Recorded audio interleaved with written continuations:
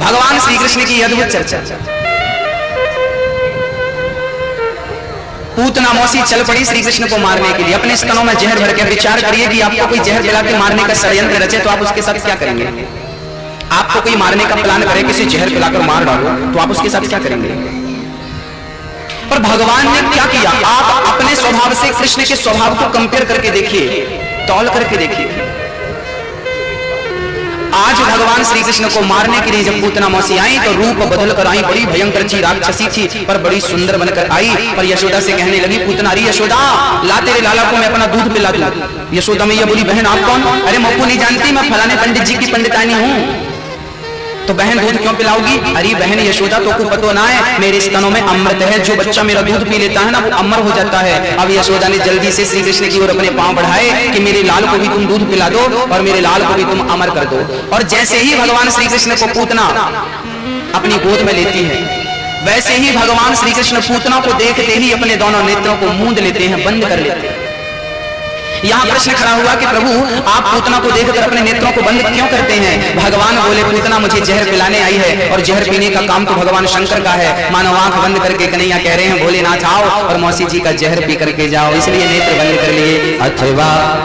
अथवा भगवान कृष्ण ने नेत्र इसलिए बंद कर लिए क्योंकि पूतना भगवान को मारने आई है और भगवान तो तारना जानते हैं ना, तो भगवान पूतना का पुण्य देखने लगे, किसका एक ही पुण्य मिल जाएगा तो मैं इसे भवसागर से तार दूंगा, इसलिए नेत्र बंद करके पूतना का पुण्य खोजने लगे। ये दुनिया के लोग कैसे हैं? दुनिया के लोग, आप दुनिया वालों के साथ 1 लाख अच्छाई करो और यदि आपसे एक गलती हो जाती है ना तो ये दुनिया वाले 1 लाख अच्छाइयों को भूल करके आपकी एक गलती को याद कर लेते हैं और उसके ताने मारते हैं, उसके बारे में आपको याद दिलाते हैं। आपकी गलतियां दुनिया देखती है, जबकि मेरे भगवान कैसे हैं? 1 लाख नहीं 1 करोड़ गलती करके कोई जाए और एक भी कोई अच्छाई यदि उसने कर ली है, कथा सुन ली, भागवत सुन ली, नाम जप लिया, एक बार भी यदि किसी ने प्यार से नाम जप लिया और कितना भी बड़ा पापी है, भगवान कहते हैं कि मैं उसकी बुराइयां नहीं, उसकी एक अच्छाई के बल पर उसे भवसागर से पार लगा देता हूं।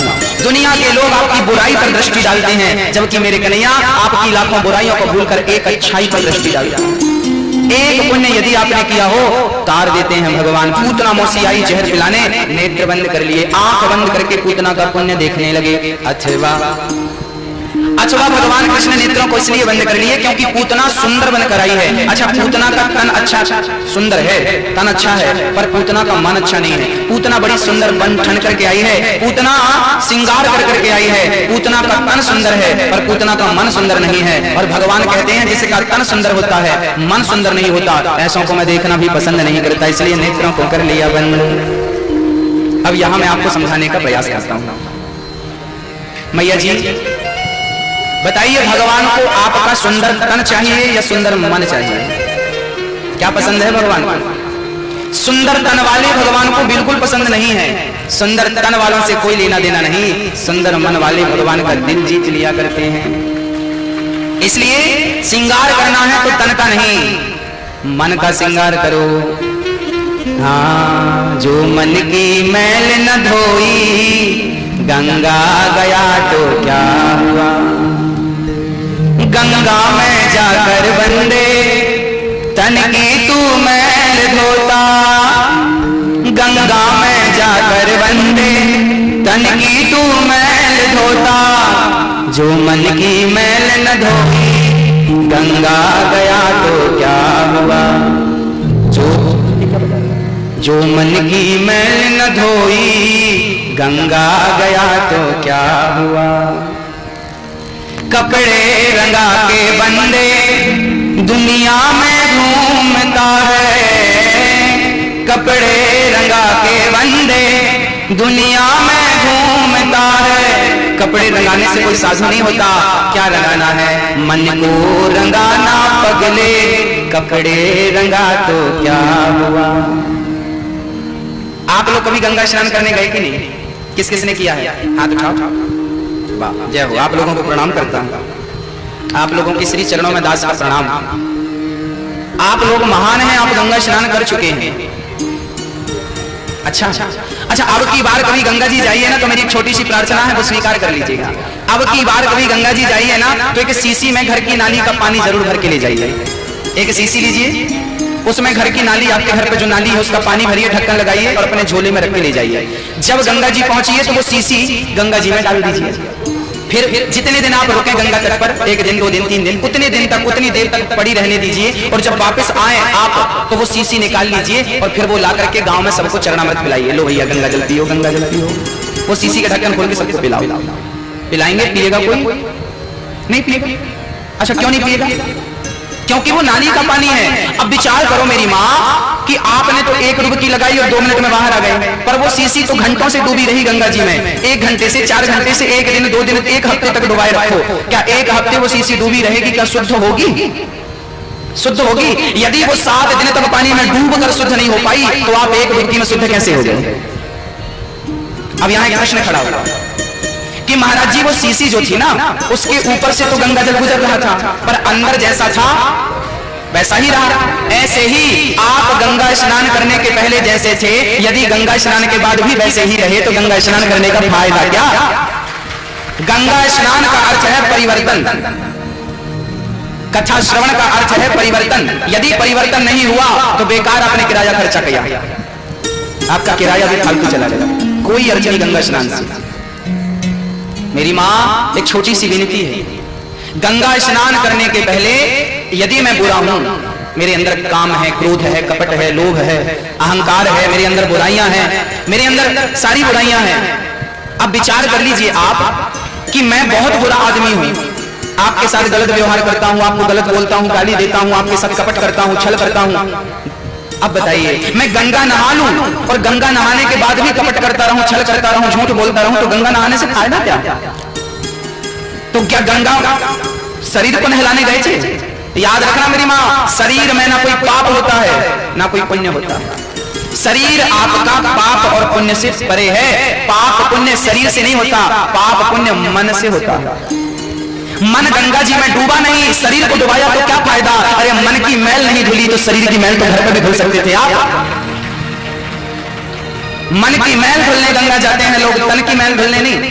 तन तो गंदा है ही नहीं, तन की गंदगी तो घर पे धुल लो।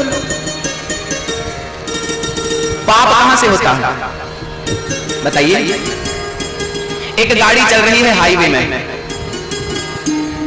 हाईवे में गाड़ी चल रही है, अचानक रास्ते में एक कुत्ता आ गया। गाड़ी की रफ्तार 80 की है, 80 की रफ्तार पे गाड़ी चल रही है और अचानक बीच में कुत्ता आ गया, ट्रक चढ़ गया कुत्ते के ऊपर, कुत्ता स्पॉट पर मर गया। अब बताइए क्या ट्रक चलाने वाले को पाप लगेगा? बताइए लगेगा? चलिए दूसरी तरफ एक कुत्ता खड़ा था और एक आदमी ने लाठी उठाई और कुत्ते पे बरसाना शुरू कर दिया। कुत्ता चिल्ला रहा है, वो मारता जा रहा, वो मार मार कर कुत्ते को मार डाला। अब बताइए इसे पाप लगेगा कि नहीं? इन दोनों बातों में आपने क्या समझा? इन दोनों बातों में आपने ये समझा कि ट्रक वाला ट्रक चला रहा था, 80 किलोमीटर प्रति घंटा की रफ्तार से ट्रक चल रहा था, अचानक कुत्ता आ गया, ट्रक कुत्ते के ऊपर चढ़ गया। अब बताइए ड्राइवर का क्या उद्देश्य था कि कुत्ता को मारना है? ड्राइवर का मन नहीं था कि कुत्ते को मारना है। अचानक आया, अचानक एक्सीडेंट हो गया, कुत्ता मर गया। अब चूंकि ड्राइवर का कोई मन नहीं था इसलिए ड्राइवर को उसका कोई पाप नहीं लगेगा। हाँ, अब ये जबरदस्ती कुत्ते को मार रहा है और मार मार कर मार डाला। अब ये तन से नहीं मार रहा है, ये अपने मन से मार रहा है, ये मारने का प्लान करके आया है। याद रखना मेरी माँ, यदि पाप तन से हो गया और उस तन के साथ यदि मन नहीं था तो आपको उस पाप का कोई फल नहीं भोगना पड़ेगा, और यदि तन के साथ आपने मन लगाया तो वो पाप आपका है, आपको पाप का भाग भोगना पड़ेगा, उसके जिम्मेदार आप हैं। ऐसे ही पुण्य में होता है। आपने 1000 रुपए दान कर दिया, तन से दिया, तन से तो दिया, पर तन के साथ यदि मन है तो वो पुण्य आपको प्राप्त होगा। और कभी कभी आप दे नहीं पाते पर देने का भाव होता है। जैसे अभी वृंदावन में वृद्ध माताओं के लिए वृद्धाश्रम बनने जा रहा है, उस आश्रम में कुछ भक्तों ने सहयोग दिया है तो कुछ भक्त देने का विचार कर रहे हैं, तो कुछ भक्त कहते हैं हमारी सामर्थ्यता नहीं है पर देने का भाव है। आप दे पाए ना दे पाए अलग विषय है, यदि देने का भाव बस बना लें तो भगवान आपको पुण्य का भागीदार बना देते हैं कि आपने भाव तो बनाया, मन से ही कल्पना कर ली, कामना कर ली, आपको प्राप्त हो गया उसका फल, भले कम प्राप्त हो पर प्राप्त होगा जरूर। अब सीधी बात है कि जब तक आप अपने मन को शुद्ध नहीं करते तब तक तन को शुद्ध करने से कोई फायदा नहीं। जो मन की मैल न धोई गंगा गया तो क्या हुआ?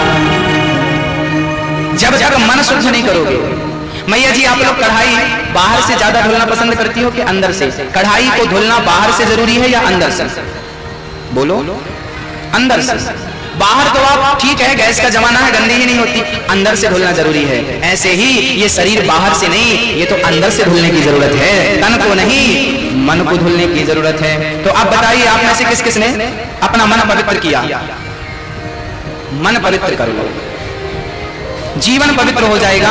कभी किसी के साथ बुरा मत करिए, कपट ना करिए, अहंकार ना करिए। पूतना भगवान को स्तन पान कराने लगी और लेकर भागने लगी। भगवान पूतना के दूध का पान कर लिया, फिर जहर का पान कर लिया। अब पूतना के दूध भी और जहर दोनों खत्म। अब भगवान बोले पकड़े हैं तो तार ही दे। तब भगवान पूतना के प्राणों का पान करने लगे। पूतना चिल्लाई, बालक छोड़ दो, छोड़ दो, छोड़ दो। भगवान बोले मौसी जी हम जल्दी से पकड़ते नहीं, और पकड़ लेते हैं तो फिर कभी छोड़ते नहीं। यहाँ पकड़ने की व्यवस्था है, यहाँ छोड़ने की व्यवस्था। मेरा कन्हैया एक बार पकड़ लेता है मेरी माँ, फिर वो कभी छोड़ता नहीं है। पूतना का भगवान ने उद्धार किया है। एक दिन भगवान करवट बदलते हैं, बड़े हो गए ना थोड़े से, करवट बदले तो भगवान कृष्ण का उत्सव माँ यशोदा ने रखा। अच्छा, जब पूतना मरी तो नंद बाबा आए, पूतना मरी पड़ी थी। पूतना के शरीर को चिताओं पर रखकर जलाया, पूतना के शरीर से सुगंध निकल पड़ी। भगवान ने पूतना को तार दिया। जो गति माँ यशोदा कौशल्या को देनी थी वही गति भगवान ने पूतना को दे दी। अहो वकीयम स्तनकालकूटम जिघांसयापा यदाप्यसाद्री लेभे गतिं भ्रातृचितां ततोऽन्यं कम्बा दयालुं शरणं व्रजेम। न जाने कौन से गुण पर दया निधि रीझ जाते हैं, यही सदग्रंथ कहते हैं, यही हरि भक्त गाते। न जाने कौन से गुण पर दया निधि रीझ जाते, पता नहीं कौन सा गुण अच्छा लग जाए और भगवान रीझ जाए। पूतना जहर पिलाने आए, इसको भी तार दिया। ये स्वभाव भगवान का है। विचार करिए कि ऐसी पूतना को भी तार देते हैं जो जहर पिलाती है, तो आरती उतारने वालों को भगवान कौन सी गति देता होगा, कल्पना कर लीजिए। कभी कभी आप डर जाती हो, मैया जी हमसे ये गलती हो गई, हमसे ये अपराध हो गया। अरे डरा ना करो, भगवान आपके अपराध को देखते ही नहीं। हाँ, मेरे गिनियो ना अपराध लाडली श्री राधे, मेरे गिनियो ना अपराध लाडली श्री राधे। अपराध मत गिनना मेरी माँ, मेरी राधा रानी, मेरे श्याम सुंदर, मेरी अपराध मत गिनना, मैं बहुत बड़ा अपराधी हूँ। मौसम कुटिल कौन खलकामी, मैं बहुत अधम हूँ, बहुत अधम हूँ मैं। काम ही नार प्यार जिमी, लोभ ही के प्रिय दाम, तिमि रघुनाथ निरंतर प्रिय लाग्यो मोहि राम। प्रेम से हाँ, काम ही नार प्यार जिमी, लोभ ही के प्रिय दाम, तिमि रघुनाथ निरंतर प्रिय लाग्यो मोहि राम। अब तो भगवान श्री कृष्ण छकड़े के नीचे लेटे हुए हैं। माँ यशोदा ने लेटा दिया और काम करने लगी, सारे विप्र देवताओं को भोजन प्रसादी करा रही है। एक सकटासुर नाम का दैत्य आया और छकड़ी के ऊपर बैठ गया। अच्छा, माँ यशोदा ने क्या किया, बैलगाड़ी थी ना छकड़ा, उसके नीचे कृष्ण को लिटा दिया और कृष्ण का ही उत्सव माँ यशोदा ने रखा, उत्सव भगवान का। और भगवान को अकेले छोड़कर माँ यशोदा काम में लग गई, भगवान की ओर देखा तक नहीं। कभी कभी हम लोग भी अपने काम में इतने बिजी हो जाते हैं कि भगवान की तरफ देखना भी भूल जाते हैं। और जब भूल जाते हैं तो क्या होता है, भगवान रोने लगते हैं। श्री कृष्ण रोने लगे, जाग करके रोने लगे, रो रो करके माँ यशोदा को बुलाया, नहीं आई। और जब नहीं आई माँ यशोदा तो जो छकड़े के नीचे भगवान लेटे थे, मारी लात तो छकड़ा उलट पलट के गिर पड़ा।